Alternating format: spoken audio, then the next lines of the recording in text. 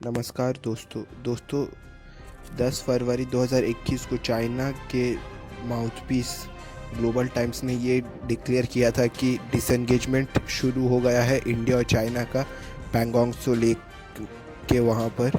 और इसके बारे में इंडियन गवर्नमेंट ने उस दिन कुछ ऑफिशियली जानकारी नहीं दी थी। इंडियन गवर्नमेंट ने एक दिन बाद 11 फरवरी 2021 को लोकसभा में श्री राजनाथ सिंह, जो डिफेंस मिनिस्टर है इंडिया के, उन्होंने इस बारे में पुष्टि की कि हाँ, दोनों तरफ से डिसएंगेजमेंट शुरू हो चुका है पैंगोंग त्सो लेक के नॉर्दर्न बैंक और सदर्न बैंक दोनों से। तो आज हम लोग इसी के बारे में डिस्कस करेंगे कि ये डिसएंगेजमेंट जो इंडिया और चाइना का हो रहा है, ये क्या पॉसिबिलिटी है कि ये बाकी सारे एरिया में भी इतने ही स्मूथली डिसएंगेजमेंट होगा जैसे कि डेप्सांग प्लेन, गोबरा। तो आज हम लोग इसी के बारे में डिस्कस करेंगे। तो सबसे पहले हम लोग शुरू करते हैं पैंगोंग त्सो लेक के बारे में। पैंगोंग त्सो लेक में जो नॉर्दर्न पार्ट है, वहाँ पर इंडिया पहले फिंगर 8 तक पेट्रोल किया करता था। फिंगर 8 बेसिकली वहाँ पर बहुत सारे माउंटेन्स है, तो उसको सैटेलाइट से जब हम लोग देखते हैं तो वो फिंगर के पोजीशन में दिखता है। तो इंडिया का क्लेम था कि इंडिया एलएसी को फिंगर 8 तक मानता है और इंडिया पहले फिंगर 8 तक फ्रीली पेट्रोल करते थे।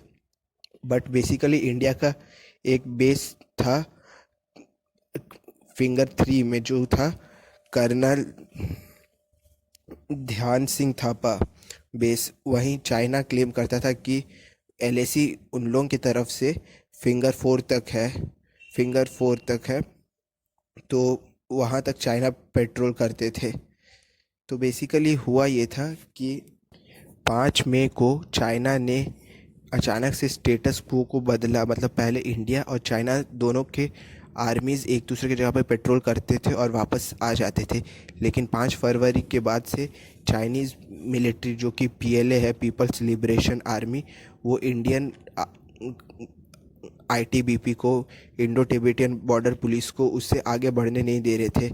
वो लोग बेसिकली कह रहे थे कि फिंगर 4 के आगे आप लोग नहीं जा सकते हैं, और ये फिंगर 4 के आगे में जो कुछ भी पार्ट है वो चाइना का है। तो इसी से इंडियन गवर्नमेंट के ऊपर बहुत ज़्यादा प्रेशर है और इंडियन मिलिट्री के ऊपर भी। तो उसके बाद से बहुत सारे टेंशन शुरू होने लगे। फिर गलवान वैली, फिर गोबरा प्लेन्स और फिर डेप्सांग में भी इसी तरह से होने लगा था। बट इंडियन गवर्नमेंट इसमें एक डिफेंसिव पोजीशन में थे, क्योंकि चाइना हमेशा सबसे स्ट्रेटेजिक जगह को ऑक्यूपाई कर लेते थे। पर 29 और 30 अगस्त के रात को इंडियन पैरा ट्रूपर्स ने, या फिर इंडियन स्पेशल फोर्स जो कि है आपका, जो कि एसएसएफ है, स्पेशल फ्रंटियर फोर्स, जो कि टिबेटियन रेफ्यूजीज से बना है, उन्होंने इंडियन आर्मी और आईटीबीपी के साथ मिलकर पैंगोंग त्सो लेक के साउथ बैंक में कैलाश रेंज के ऊपर अपना पोजीशन होल्ड कर लिया था 29 और 30 के मिड नाइट को।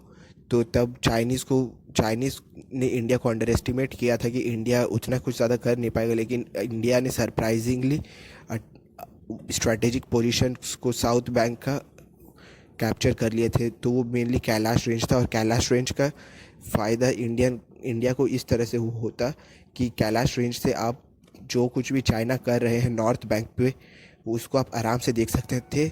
और प्लस आप चाइना के जो गैरिसन्स और आर्मी के जो बंकर्स है मोल्डो में, आप उसको भी अच्छे से देख सकते थे कैलाश रेंज से।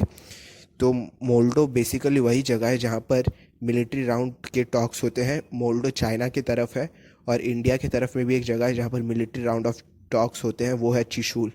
तो कोई भी अगर बॉर्डर से रिलेटेड इशू होता है तो दोनों कंट्री के मिलिट्री मोल्डो और चिशूल में एक एक बार ऑल्टरनेट वाइज डिस्कशन करते हैं, और डिसएंगेजमेंट के बारे में यहीं पर बातचीत होता है। तो बेसिकली हुआ ये था कि कैलाश रेंज पे इंडिया ने अपना पकड़ मजबूत कर लिया था, और इससे चाइना थोड़ा ज़्यादा नर्वस में आ गया था, क्योंकि उन्होंने इंडिया से इतना ज़्यादा उम्मीद नहीं किया था कि ये लोग कोई मतलब स्पेशल जगह पे जा सकते हैं। चाइना ने साउथ बैंक पर भी अपने कैमराज और ड्रोन्स डिप्लॉय किए थे, बट इंडिया ने ये रात को अचानक से किया, तो चाइना को इसके लिए संभलने का मौका नहीं मिला। और इसके बाद चाइना भी वहाँ पर वापस अपना पोजीशन होल्ड करने के लिए दूसरे दिन गया, और उस वक्त गोली बारूद भी हुआ, मतलब फायरिंग भी हुआ। तो ये 62 वॉर के बाद पहली बार हुआ कि जब इंडिया चाइना के बॉर्डर में फायरिंग हुआ था। और इसी के कुछ दिनों बाद गलवान वैली में भी आपका झड़प हुआ था।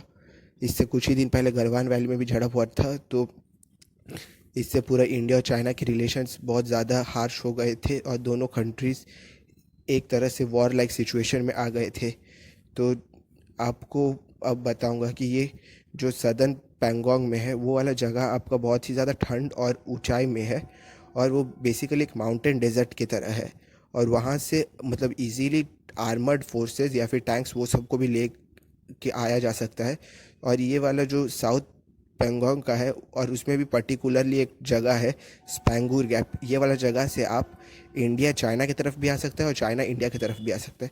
और ये वाला जगह एक अपॉर्चुनिटी भी देता है दोनों देशों को, और एक वल्नरेबिलिटी भी देता है एक दूसरे के खिलाफ।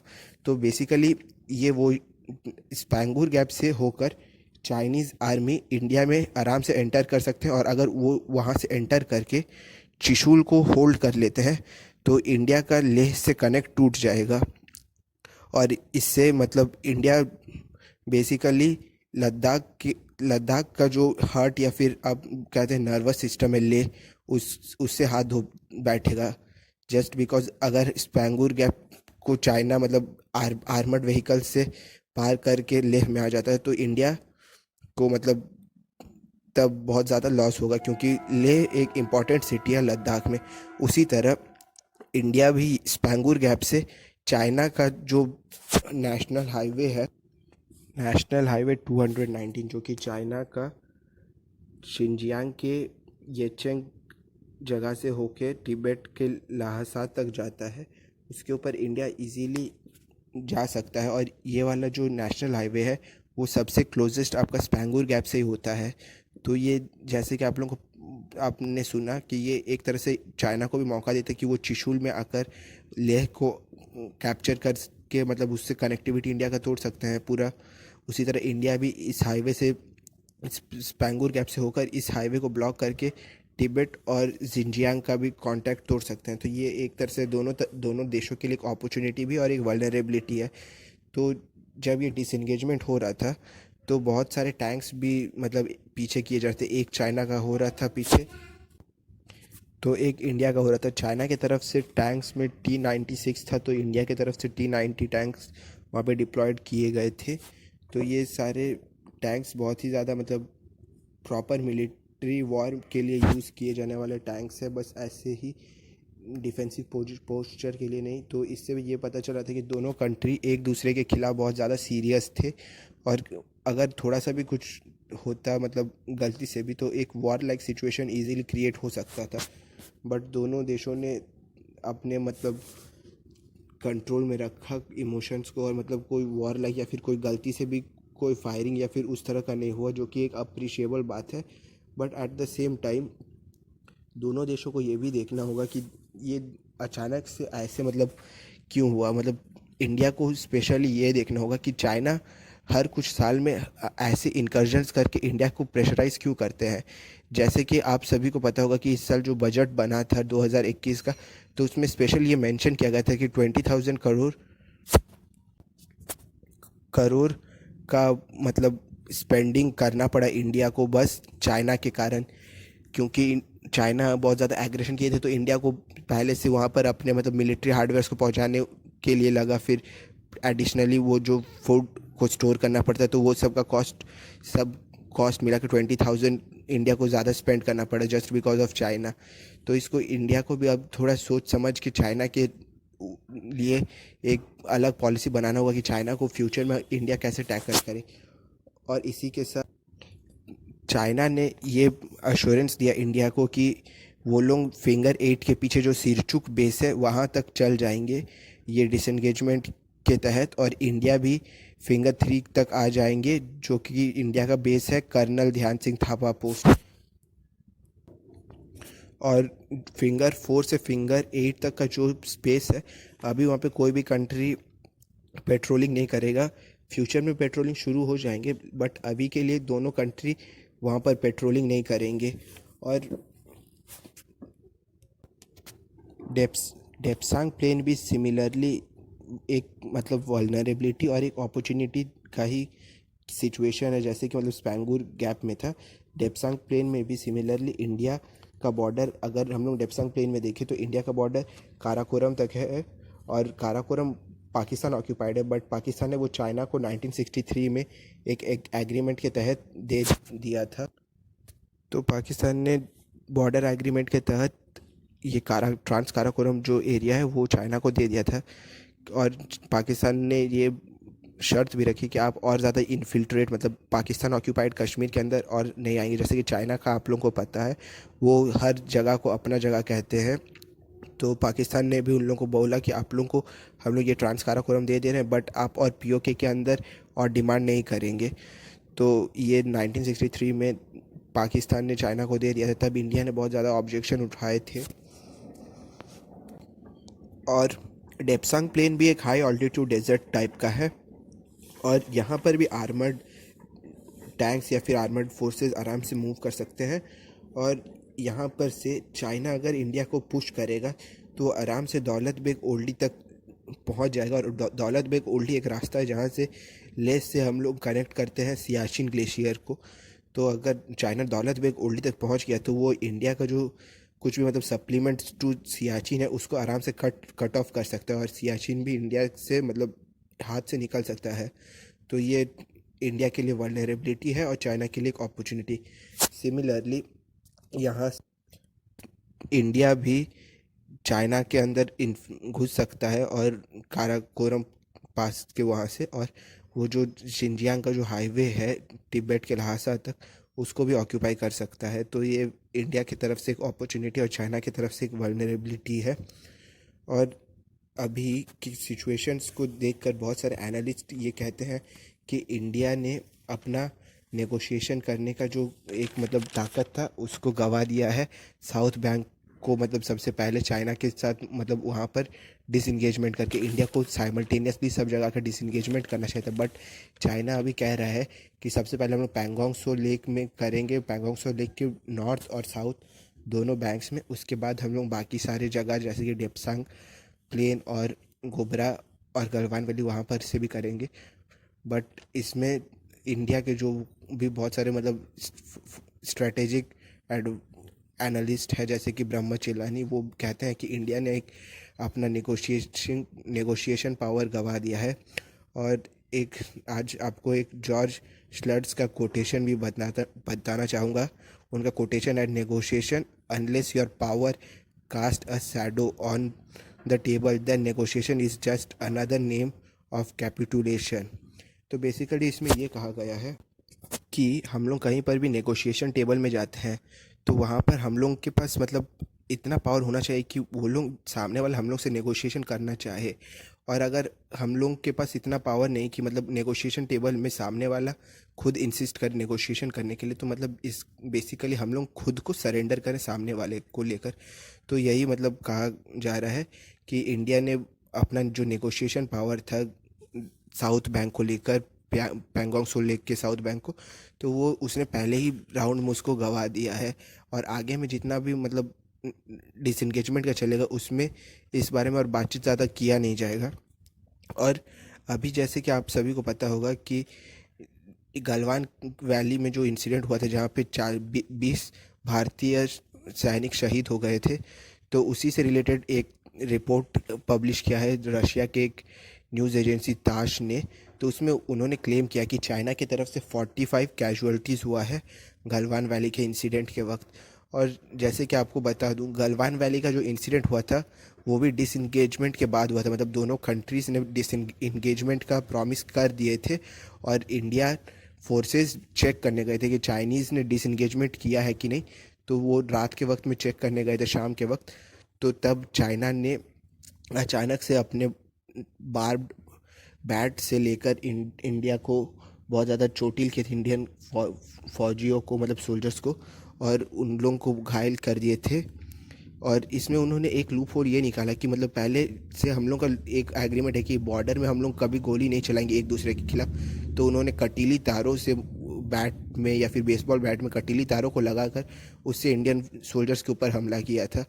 और तब तब भी ये बात बहुत ज़्यादा उठी थी कि ये एक वायोलेशन है और इसके ऊपर इंडिया को मतलब सख्त कुछ कदम उठाना चाहिए। बट तब उतना इंडियन गवर्नमेंट प्रेशराइज थे, बट उतना कुछ उन्होंने चाइना को लेकर तब वैसे कुछ स्टेटमेंट नहीं दिए थे जो कि मतलब सीधा चाइना को अटैक करते हो। तो इसके लिए भी बहुत सारा जो एक्स आर्मी है उन्होंने क्रिटिसाइज़ किया था कि आप लोग, जब पाकिस्तान ने पुलवामा में हम लोग के फौजियों को मार दिया था तब आपने बहुत ज़्यादा कुछ मतलब बोले थे, आप लोग बोले थे कि इन लोगों से बदला लेंगे। बट जब चाइना ने किया तो आपने उतना कुछ बोला नहीं, और चाइना का ज़्यादा आप नाम भी नहीं लिया अपने कोई भी स्टेटमेंट में, बहुत कम शब्दों में आपने बताया कि ये अच्छा नहीं किया। तो इसी के ऊपर भी मतलब थोड़ा सा बुरा था। और इसी से एक बात ये भी याद आती है कि पहले मतलब जो रोनाल्ड रेगन थे यूएसए के प्रेसिडेंट, वो गोर्बाचेव को बोलते थे कि हम लोग आपसे कुछ भी अगर मतलब मिलिट्री का डिसएंगेजमेंट या फिर कोई भी चीज़ करना हो तो हम लोग आप पे ट्रस्ट करते, पर हम लोग आपको वेरीफाई करना चाहते हो। तो सिमिलरली इंडिया और चाइना का रिलेशन अभी ट्रस्ट बट वेरीफाइड सिचुएशन में आ गया है। आप लोगों को एक फ़ोटो भी दिखाऊंगा कि जिसमें इंडिया के प्रधानमंत्री श्री जवाहरलाल नेहरू चाइना को मतलब बोल रहे हैं कि आपने बहुत अच्छा काम किया कि आपने लद्दाख से विथड्रॉ कर लिया है। ये पेपर आपका 1962 के जुलाई मंथ का है। तब चाइना ने इंकर्जन किया था और वापस उन्होंने मतलब क्लेम अपना वापस कर लिया था लद्दाख से। तो जवाहरलाल नेहरू ने इसको लेकर बहुत ज़्यादा मतलब अच्छा प्रतिक्रिया दी थी कि हाँ, चाइना ने अच्छा किया कि उन्होंने अपने क्लेम्स को हटा दिया। बट उसी के कुछ महीनों बाद अक्टूबर में इंडिया और चाइना का एक फुल फ्लेज्ड वॉर होता है, और वही जगह पर जिससे चाइना ने अपने आप को विथड्रॉ किया था। तो इससे हम लोग को से चाइना के बारे में पता चलता है कि उनके ऊपर हम लोग फुली ट्रस्ट नहीं कर सकते, हमेशा उनके ऊपर ट्रस्ट बट वेरीफाइड वाला कंडीशन लागू होता है। क्योंकि उन्होंने 1962 में भी वैसे ट्रस्ट ब्रेक किया था, और फिर गलवान वैली के वक्त भी जब उन्होंने डिसएंगेजमेंट का बोलकर वापस से इंडियन सोल्जर्स के ऊपर अटैक किया था। और अभी आप लोगों को बस एक ध्यान सिंह थापा के बारे में थोड़ा बता दूं। ध्यान सिंह थापा जो जिनका पोस्ट है आपका फिंगर 3 में, वो एक गोरखा रेजिमेंट के सिपाही थे और 1/8 गोरखा राइफल के थे। वो एक मेजर थे 1962 वॉर में, और उनका पोस्ट हुआ था सिरचुक एरिया में। सिरचुक वही वाला एरिया है जहाँ पर अभी चाइना अपना मतलब बोला है डिसइंगेजमेंट के बाद वो फिंगर 8 के पीछे जो सिरचुक एरिया है वो वाला पोस्ट में चल जाएंगे। तो पहले 1962 में इंडिया के उस जगह पर ये मेजर थे सिरचुक एरिया में, ध्यान सिंह थापा। और 1962 का जब वॉर हुआ था तब उनके पास एक कंपनी था और उनको 48 स्क्वायर किलोमीटर एरिया को प्रोटेक्ट करना था, और उनके पास सिर्फ 28 सोल्जर थे। तो उन्होंने बहुत ज़्यादा बहादुरी से लड़ाई किया। और जैसे कि रेजांगला में हुआ था, बहुत सारे भारतीयों को लगा कि वो लोग मर गए लड़ते लड़ते आखिरी दम तक, बट ऐसा नहीं था। उनमें से 3 जन को चाइना ने प्रिजनर ऑफ वॉर बना दिया था, और सबको को लगा था कि वो मर गए। और मेजर ध्यान सिंह थापा को मरणोपरांत वीर चक्र परमवीर चक्र दिया गया था। बट उसी के कुछ दिनों बाद चाइना के कब्जे से एक सोल्जर अपने आप को मतलब एस्केप करके भाग गए, तुलसी राम थापा। तो उनको तब ये नहीं पता था कि और भी 2 जन उनके साथ ही मतलब प्रिजन में थे। तो जब वो इंडिया आए तो उन्होंने ये सब के बारे में स्टोरी बताया, और बाद में चाइना ने बाकी दोनों जो सोल्जर्स वॉर ऑफ प्रिजनर थे उन लोगों को छोड़ दिए थे। तो फिर बाद में कर्नल मेजर ध्यान सिंह थापा कर्नल पोस्ट पे मतलब प्रमोट किए गए। तो यही स्टोरी था मेजर ध्यान सिंह थापा का। Hope you all like this video. Thank you.